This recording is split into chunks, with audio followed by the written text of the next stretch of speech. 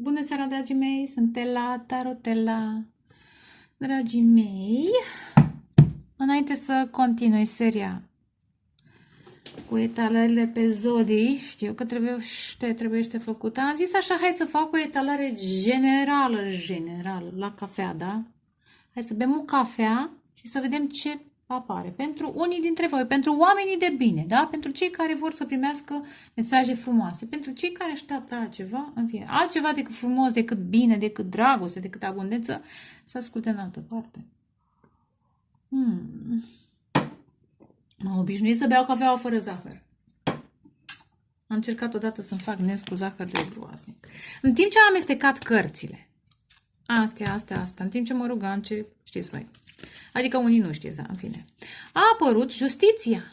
Justițiune. Eu simt că se face dreptate. Cavalerul de cupe, luna.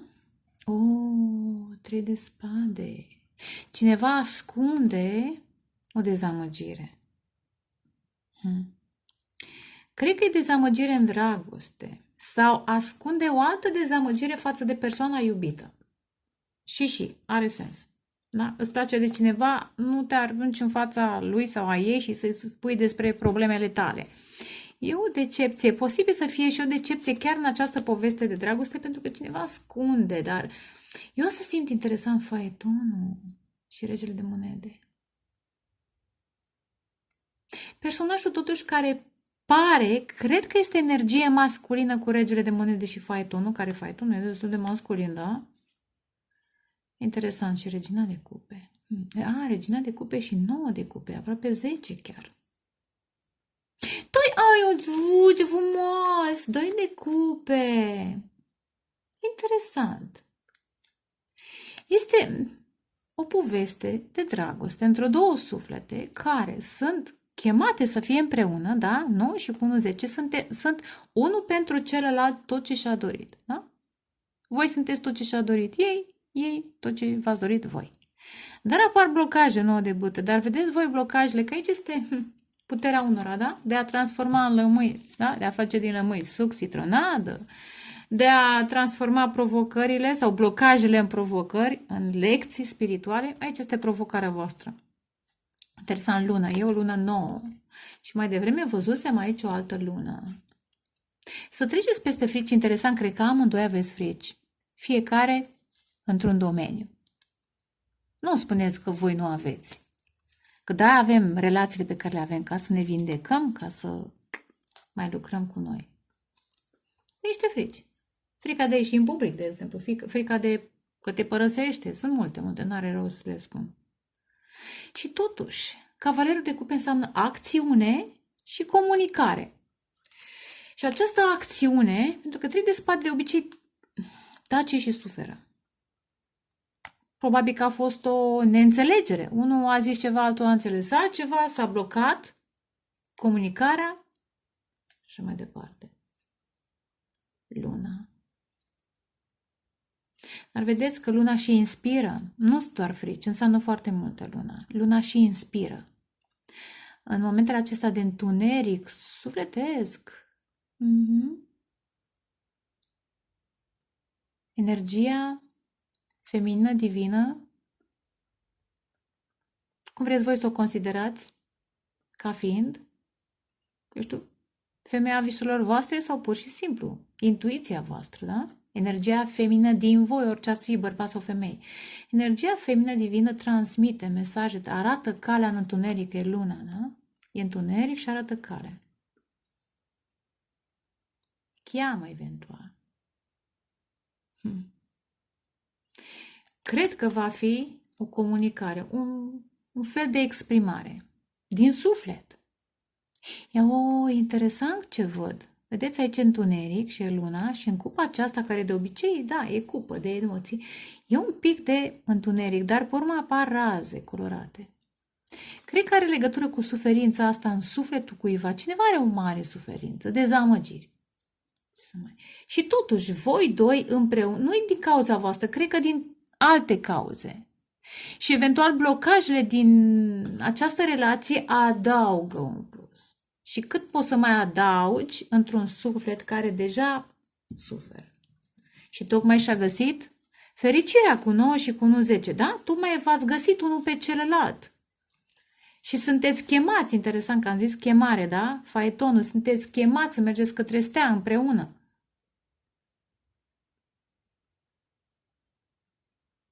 Să vă împliniți, să vă vindecați împreună, să împliniți ceva. Un scop, o misiune. Cât? Justiția. Această comunicare și această acțiune va aduce dreptate. Interesant, numărul 8. De obicei, justiția are numărul 9, dar aici are numărul 8. 6 de cupe. Ai, mă, ce frumos! 6 de cupe. Cineva înțelege... Asul de bâte înseamnă și inspirație. Băi, inspirație, o idee. Chiar dacă nu e spadă, este bâte, este foc.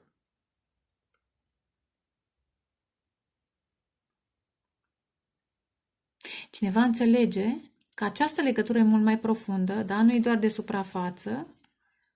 Oh, ce interesant ce simt. Interesant. Deocamdată, în planul acesta, sau până acum, oarecum sunteți, cred că și unul și altul sunteți supărați. Poate ați fost supărați că nu v-ați întâlnit, acum sunteți pe care să vă întâlniți. Dar interesant, undeva în subconștientul vostru, rădăcina, da? Ceva în sinea voastră vă ține, eu asta simt, vă ține aproape unul de celălalt. Aveți rădăcini, interesant, e cartea vieților anterioare. Ceva în sufletul, apropo de cupe, când reprezintă în sufletul vostru, știți că v-ați mai întâlnit într-o altă viață și că în această viață sunteți chemați, apropo de asul de bâte, să creați ceva, să înfloriți, să aveți parte de abundență, de dragoste, meritați și unul și altul. Interesant, unul singur, altul probabil e, nu știu dacă e căsătorit, poate e influențat de familie, are o familie mai largă, să zicem așa. Are o familie mai largă și niște programe mentale pe care trebuie să, apropo de 8 și de justiție, trebuie să le depășească. Un job de succes, o familie care e prea clingy, prea agățătoare ca iedera, da? Aici, unul dintre voi și celălalt este independent. Sophie? Da, eu asta simt.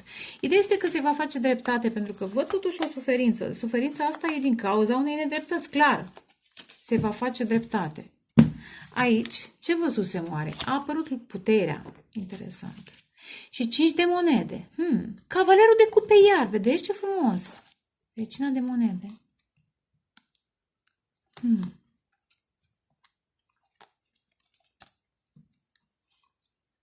Știți? What a shift. Știți ce simt? Simt că între voi, am zis, sunt niște blocaje și o parte din blocaje sunt datorate de terțe părți. Terțe sau eu știu cât ar fi. Vartete. Între voi s-au băgat niște oameni, au comunicat, de-aia apare și 3 de spade. Nu v-ați înțeles. Bine, nu din cauza voastră. Nu la voi e problema. Problema este altor persoane care sunt invidioși pe voi doi.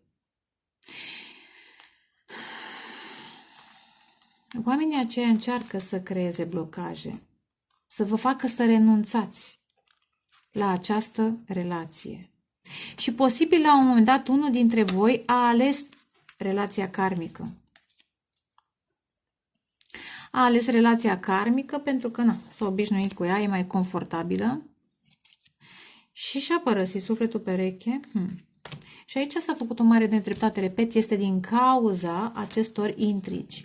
5 de spade, eu așa văd, intrigi.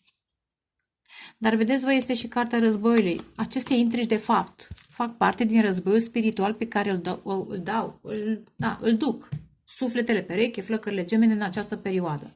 Și de ce? E un război pentru că cei doi împreună sunt foarte puternici. Ia uite, puterea, sunt foarte puternici. Și au lucruri importante de făcut. Se completează cât ar fi de diferiți, amândoi sunt puternici, se completează și e o vorbă la noi, știți cum e? Unde-s doi, puterea crește. Da? Era chiar unde era? În imnul țării, parcă, nu? Din câte mi-aduc aminte, da? Puterea.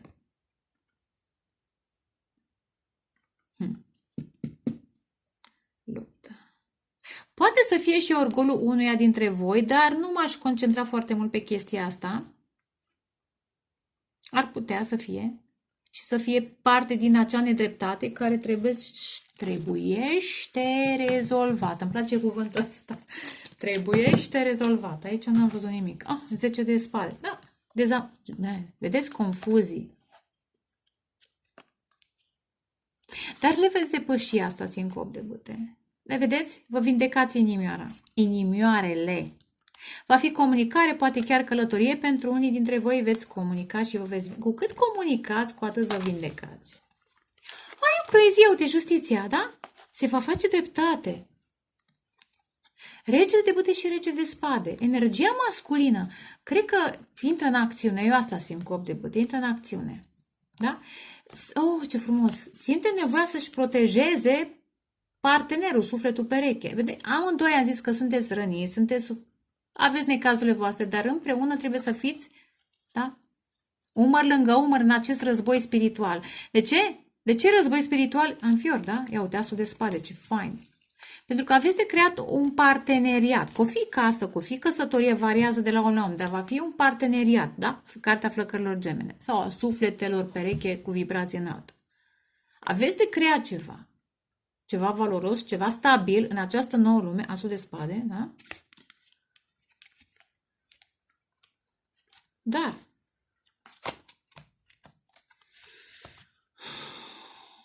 opțiunile unuia, cel puțin a unuia dintre voi, au fost parte din acele blocaje. Opțiuni, intrigi, geloziile cuiva, am zis, dar le veți încheia cu 10 de spade. Hai să vedem că abia acum începe etalarea. Până acum a fost pre-etalare. Hai să vedem. Unde mi-e pana? Pana mea. Știți voi cu pana mea? Pana mea.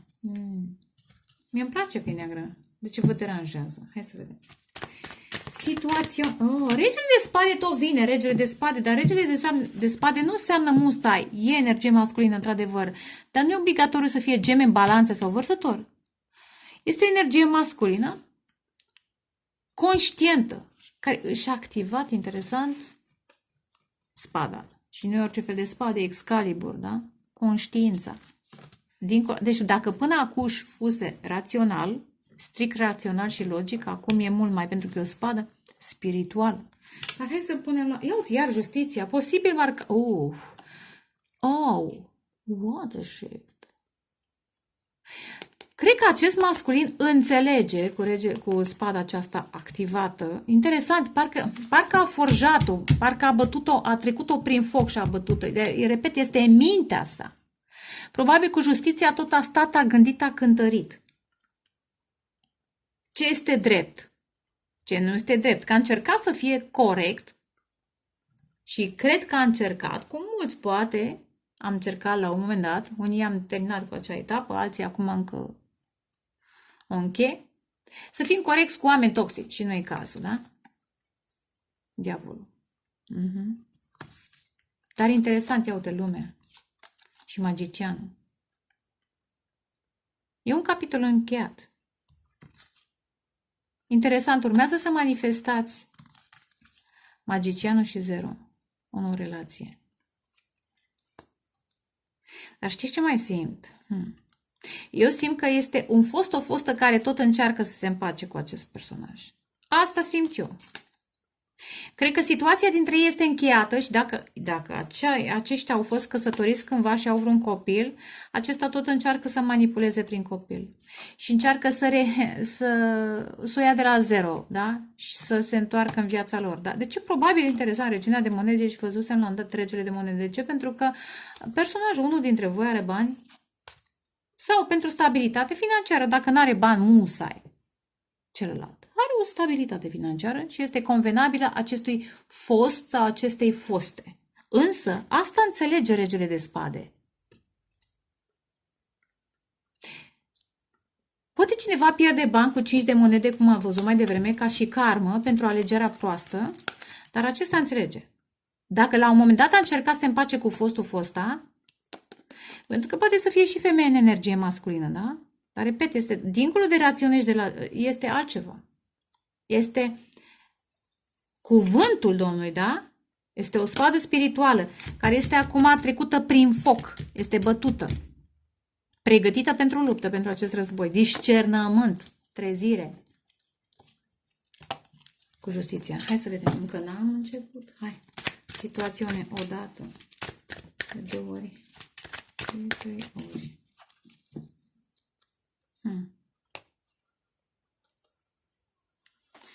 Între voi doi, mare stres. De ce? Pentru că este și o atracție dincolo de convențional, aud. Sunteți aproape ideal, repet, unul pentru celălalt, probabil că vă visați, dar nu e doar visare. Am zis, unul are opțiuni și prin acele opțiuni sunt câteva persoane geloase care tot încearcă și vă atacă relația. Și o atacă energetic, spiritual, să nu facă și altceva, înțelegeți voi ce, dar și cel puțin pe unul dintre voi îl stresează la maxim. E un atac spiritual, mental. Știți ce mai simt? Dacă, repet, cum am zis mai devreme, unul dintre voi posibil l-am dat să fie renunțat la această relație pentru o relație karmică, toxică, și aici este trezirea despre care am vorbit mai devreme și zic, stresul. Cum să comunic? Cum să comunic că vreau? Dar cineva vrea să comunice. Interesant, simt că vrea să transmit adevărul, să vă spună eventual cine a generat acele conflicte, cine a creat acea confuzie, dar este stresat în continuare. Dar hai să vedem, să-i ajutăm, da? Încă n-am, hai. Odată, de 2 ori, și de 3 ori. Situațiune. Regina de bute.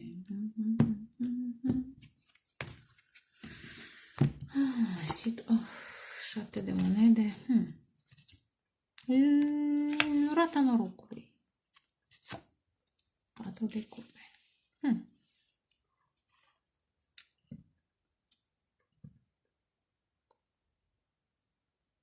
Hai, mai dăm o carte. Asta e bine. Ce înseamnă să mai cer cărți?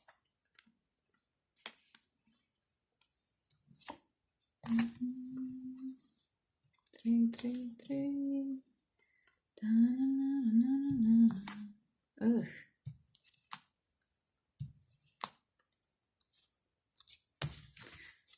Patru de băte. Ceremitul. Cred că între voi doi, între aceste două suflete, să zic, este tăcere. Sau vorbiți foarte puțin sau aproape deloc. Din cauza dezamăgirilor, din cauza unei trădări.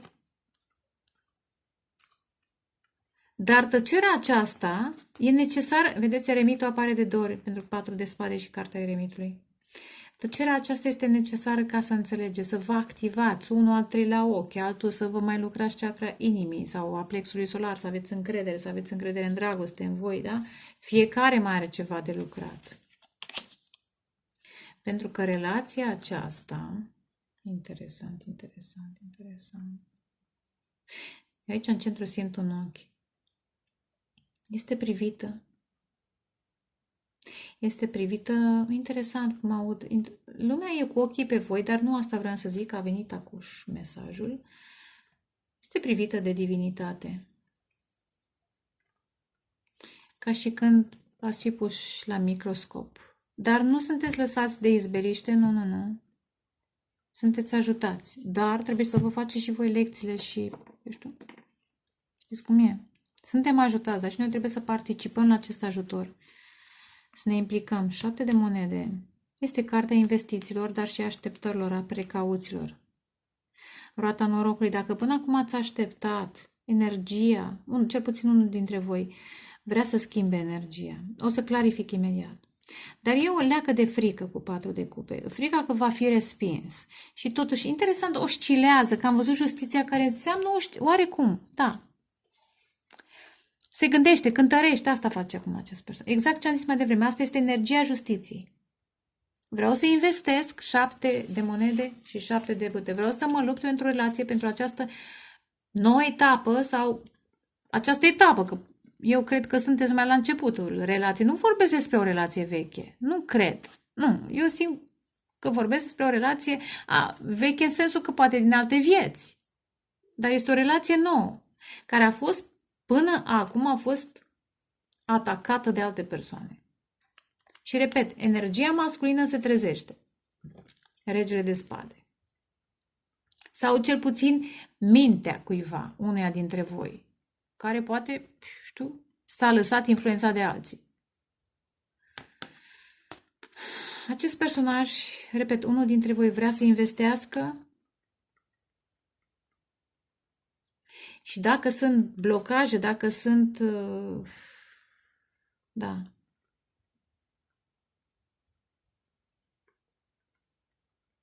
blocaje, vrea să treacă peste ele sau mai bine să facă nișă. Interesant, 3 de bâte înseamnă și așteptare. Repet, cred că și unul și altul vă așteptați. Interesant cum simt. Cred că și unul și altul așteptați ca celălalt să acționeze. E funny, e cute. Da, nu, ea trebuie să facă, el trebuie să acționeze, știți cum e? Eventual, dar o să mai clarific. Asta e un mesaj pentru unii, nu pentru toți o fi valabil, dar e pentru unii este valabil. 4 de cupe. Aici este frica că dacă acționează va fi refuzat, dar trebuie să treacă peste frică. De ce e refuzat? Pentru că ceva a fost o nedreptate, o confuzie, da? Niște confuzii, conflicte, poate chiar atacuri verbale. Cu 5 de spade, pentru mine 5 de spade și 7 de spade mai nu înseamnă și conturi false. Există și varianta. Hai să clarificăm. 7 de monede. Dânsul. Da, dânsul. Dumnealui. Regele de spade, vedeți? Gândește, vrea să investească. Da, probabil că ia și atâta timp să acționeze. Pentru că regele de spade nu se aruncă. Știți cum e? Este 0 la un dat. O ia de la 0 într-o privință. Dar nu e chiar 0. De ce nu e chiar 0? Pentru că are la bază o decizie foarte înțeleaptă. E 0, e un risc în aparență pentru cei care văd din afară, dar niciodată nu o să fie 0. Dar în fine, ia uite, regele de pâte. E foarte sexy. Ce ascunde? Interesant. Dorința de o nouă relație, asul de monede. O nouă relație care să ducă... ce fain! Aha. Interesant. 7 și cu 1 înseamnă 8, da? Să muncești în această nouă relație, să o transformi și să o duci către succes. Nu mă gândesc musai la succes financiar, deși e posibil. Dacă aveți de-a face cu un om ambițios, personajul acela vrea ca împreună să fiți ambițioși și de succes. Și mi se pare normal că și eu sunt ambițioasă. N-aș putea să stau lângă oameni care nu au ambiții. Adică mi se pare absolut logic până acum. Deci vrea să investească, da? 7 și cu 1, 8. Și 8, pentru cum am spus eu de-a lungul timpului, pentru mine este și cartea alchimiei sau transformării împreună, să lucrați împreună și asta ascunde această dorință. Însă nu va ascunde atracția pe care o simte, clar. Trebuie să se tempereze, își dorește chiar acum să comunice, dar nu zice să mai temperează, se mai temperează. Probabil că e interesant cu regele de bâte, probabil că este foarte pasional, foarte impulsiv, foarte... Încearcă să se calmeze, să se răcească cool himself. Probabil că nu e în firea lui, nu știu. Era regele de bâte. Același personaj. Da? Dar ce interesant, vedeți? Dați în urmă, că nu mai știu unde erau cărțile. Era asul de monede, 10 de monede. Este pasional de fel acest personaj. Dar este foarte posibil, nu știu de cât timp, chiar a apărut 7-7 și 7 de spade, acest personaj să-și și ascundă faptul că își dorește o relație stabilă. Dar de cine ascunde? Probabil ascunde de persoanele care au încercat până acum să stea între voi. De ce ascunde de ei? Pentru că nu trebuie să știe ei. Adică până la urmă este normal.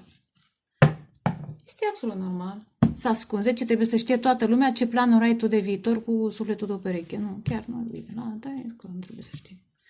Roata norocului. Asta simt, asta transmis, da? Oh, ce frumos, 9 de monede. Aha, deci dânsul e singur? Posibil. Nu știu care o fi singur. 9 de monede. Și dacă este roata norocului, e posibil, da, să-și dorească un cuplu, da, să nu mai fie singur. Cum era expresia aceea?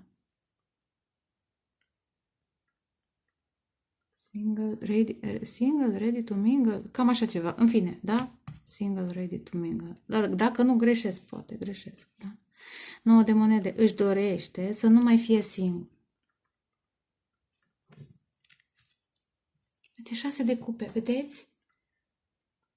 Ce frumos! Faetonul. Regina de cupe și 9 de cupe, da? Să fiți împreună. Vedeți ce frumos a ieșit? Și să învingeți aceste blocaje, da? E un soi de determinare, dar nu doar el trebuie să fie determinat, să fiți amândoi. Ideea este că, da, își dorește să schimbe energia. Fine.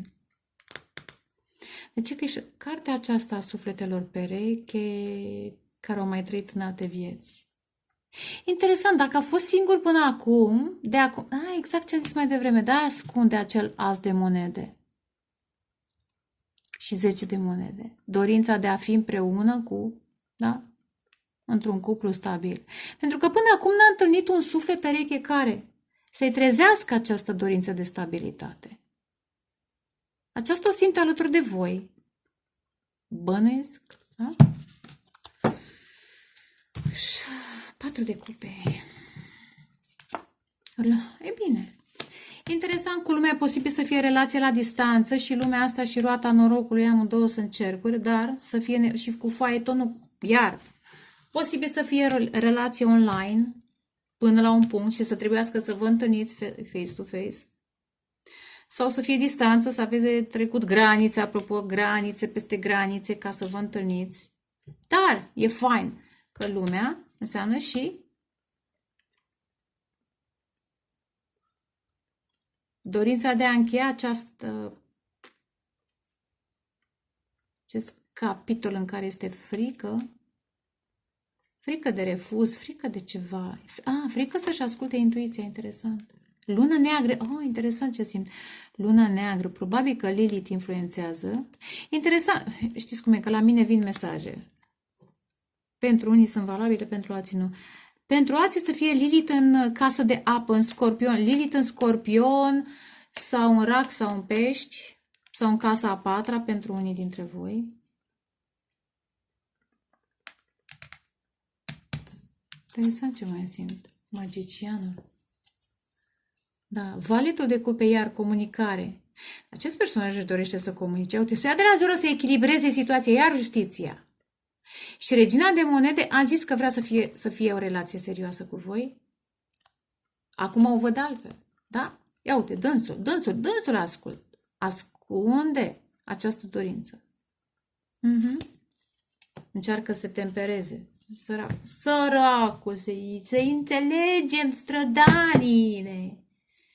Că omul se străduie. Să nu fie impulsiv și voi așteptați să fie impulsiv. Glumesc și eu. Asta e, transmit ce simt. 7 de bâte. 6 de monede. 6, 7. Asul. 9, 10, iar. Aspecte care țin de material. Cu alte cuvinte. Da, își dorește? Repet. Da. Eu uite, 5. Păi, ce chestie. Să evoluați. De asta simt. 5, 6, 7. Apoi iar am vorbit despre 8, 9, 10, asul de monede. Își dorește să evoluați. Și nu așa, nu doar să evoluați spiritual, ci să creșteți împreună. Nu să ai financiar, pentru unii e posibil. Pentru alții să nu fie nevoie, că dacă unul are stabilitate, nu e nevoie să creșteți financiar. Dar să realizați ceva împreună, pentru că și mie mi se pare absolut normal să realizezi ceva într-un cuplu, că da, ești împreună ca să realizezi. Nu doar vindecare, ai un plan. Însă ce mai simți? 7 de bâte, determinare, repet, de a echilibra, pentru că 6 de monede, dacă vă aduceți aminte, rămâne de văzut dacă reapare în celelalte de cărți, Este și cartea balanței. Cât ai, atât primești. Un soi de reciprocitate. Își dorește să... Da. Să se lupte pentru o relație stabilă. Și probabil că o simte ca fiind posibilă cu voi. Dar iar, vedeți? Conflictele alea și confuziile astea care l-au făcut sau au făcut-o, depinde, să vă întoarcă spatele, să aleagă pe altcineva și alegerea n-a fost grozavă. Clar. Clar. Dar hai să vedem.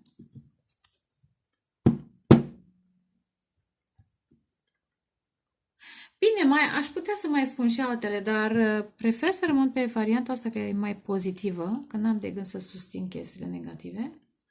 Dar repet, să nu vă gândiți, dragile mele, la un personaj din trecut. Dacă personajul a fost prea sopru și voi vreți să vă recâștigați independența, simțiți că ați muncit pentru un personaj, nu, și nu e vorba de sobrietate, că nu asta e problema. Dacă simțiți că ați muncit cu 7 de monede, dar n-aș vrea să susțin varianta asta, deși e foarte posibilă. Continui. Dacă ați lucrat, dar nu ați transformat relația alături de un personaj prea rece pentru nevoile voastre emoționale, vreți să schimbați energia, să fiți independente cu 9 de monede, să vă câștigați locul în lume, să nu vă mai fie frică, exact cum a zis, frica de a ieși în lume. Interesant, pentru unii este frica de a ieși în lume, de a avea succes. E o frică. Și, dragii mei, vă recunosc că și eu am avut cândva această frică. Nu e ușor de trecut. Așadar, unii dintre voi, repet, vreți să fiți independenți, trebuie să lucrați un pic, să vă schimbați energiile, vibrația, să ieșiți din această frică de a ieși în public, de a avea succes și cu răbdare să vă reechilibrați viața. Cu răbdare și determinare. Să începeți un nou proiect care vă echilibrează financiar, un proiect care vă animă, întreaga ființă, nu să lucrați așa la modul monoton. Da? Asta a fost o variantă pentru unii dintre voi. Dar gata, ok. Și în momentul în care aveți succes, vă atrageți, ia uite, da? Persoana potrivită. Sau partenerii, poate chiar parteneri de afaceri. Dar, repet, continui cu prima variantă. Asta a fost așa una bonus. Uite unde am tăiat, la roata norocului. Uite, hai, Doamne ajută. Hai să mai vedem ce alte mesajele. 7 de monede. Cine vrea să investească și să se lupte pentru echilibrarea relației. Acest personaj, acest masculin, și-a pregătit spada. Forjat. Nu e forjat, este forjat, da? Forjat e? Da, cred că da. Wow. Wow. Un mesaj pentru unii.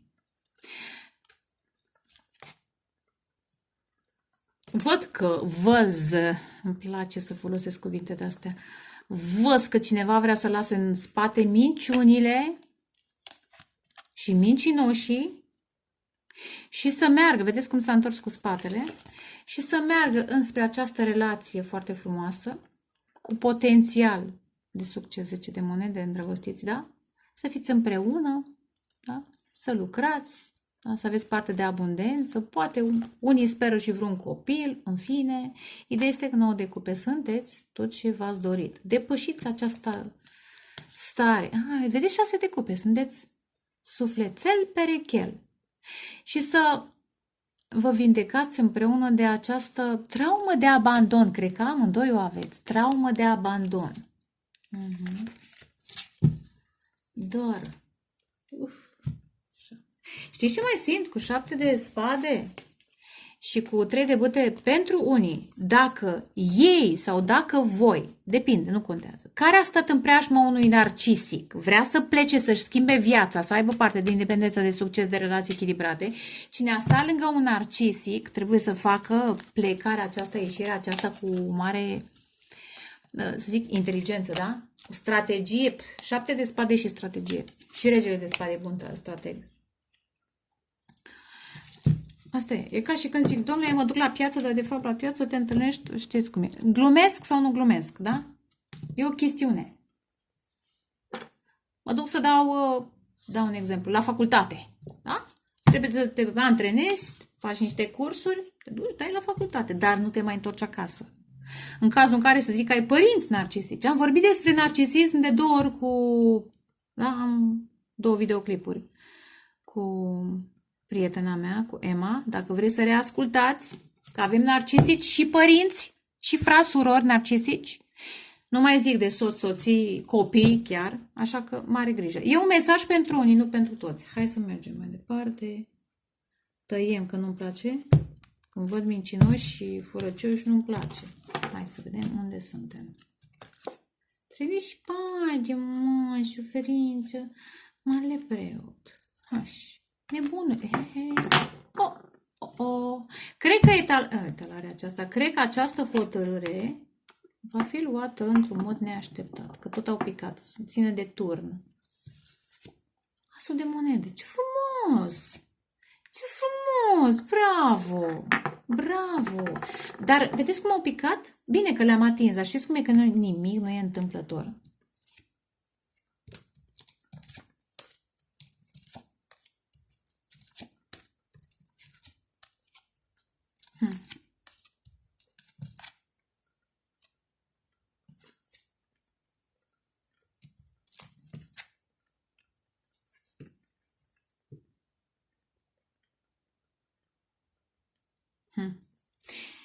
Mai simt cum arată cărțile. Cum arată cărțile.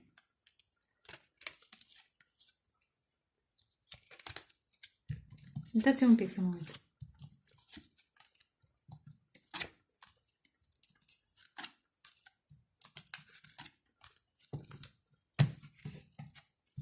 O să clarific imediat. E uite iar justiția, s-a oprit la justiția. Băi, deci nu se poate justiția, se face dreptate. Exact, trăsnet am zis, imediat din interpretez și celelalte cărți. Se va alege că... balanță, balanță. Dar aici este adevărata balanță, aici apare un pic, da? Vedeți, e dezechilibrată. Nedreptatea umană va fi zdruncinată de... ce frumos titlu! Nedreptatea umană va fi zdruncinată cu turnul de dreptatea divină. Eventual și trezirea cuiva. Ia uite.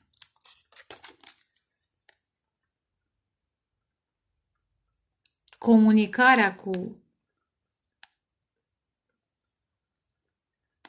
steaua. Cu personajul predestinat, da? Cele două suflete comunică. În pofida blocajelor lor. Comunică telepatic și se vindecă. În alte dimensiuni, da? Și această nedreptate va fi zdruncinată, repet, de dreptatea divină. Dar știți cum e? Că Dumnezeu acționează prin oameni. Așadar, cine trebuie să acționeze, va acționa. Și am zis, apare nebunul. E o poveste nouă. E o poveste nouă. Cine o ia de la zero, o ia sub ghidaj, da, începe. Sub ghidaj divin, marele preot. Pare o nebunie în ochii celor, să zic, din familie, prietenilor sau fostelor relații karmice. Pare o nebunie. Dar nu este. Pentru că este sub ghidaj divin. Iar dacă ați fost căsătoriți cu marele preot sau veniți dintr-o familie traumatizată, cultură, religie traumatizantă, trebuie să o luați de la zero. Și o să o luați. Dar, repet, nu este un risc. Absurd. Este sub ghidaj divin. Începeți un nou job care vă aduce satisfacție sufletului vostru. Eventual acest personaj va comunica valetul de cupe, ce simte, va oferi, nu știu dacă o va oferi musai vreun cadou, dar asul de monede înseamnă exact gestul acela practic care devine piatră de temelie în viitoarea relație pe termen lung. O relație divină, echilibrată, nu dezechilibrată.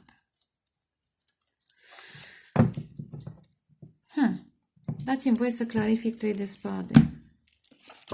Împăratul, băi, știți cum e, băi? Iar merg în paralel. Dacă sta lângă o persoană narcisică, vă eliberați, clar. Acum continui cu prima variantă.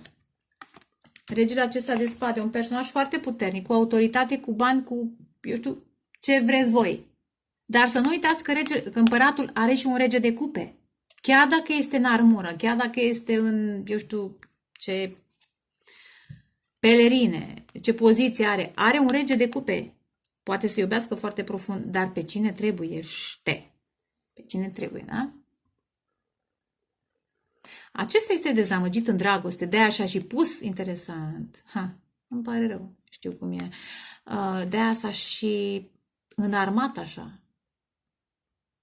Pentru că e foarte dezamăgit în dragoste, în casă interesantă, în poziția sa de conducător de casă, de trip, ce-o fi, dar de familie, poate la locul de muncă. Trebuie să fie sobru, da? Este un adevărat conducător. Dar cu inima frântă. Sau, da, interesant, ce drăguț. Vedeți, acum se vindecă. 4 și 4. Acest personaj se vindecă în prezența sau cu ajutorul stelei pe care am văzut-o mai devreme, a sufletului pereche. Ce fior am în vârful capului. Da? Pentru că vă rugați pentru ei și ei simt. Vreau să vină cavalerul de monede, da? Să lucrați, ia uite. Sunt atrași cu regina de bâte și am văzut mai devreme regele de bâte. Sunt atrași de independența voastră, de felul în care munciți, de creativitatea voastră, de magia voastră, de încrederea pe care o aveți în puterile voastre. Fain, interesant, 6 de bâte. Probabil că unul atrage atenția în public. Nu știu ce face cu publicul, dar hai să mai vedem. Împăratul și 3 de spade. Iar merg în paralel cu marele preot. 6 de cupe.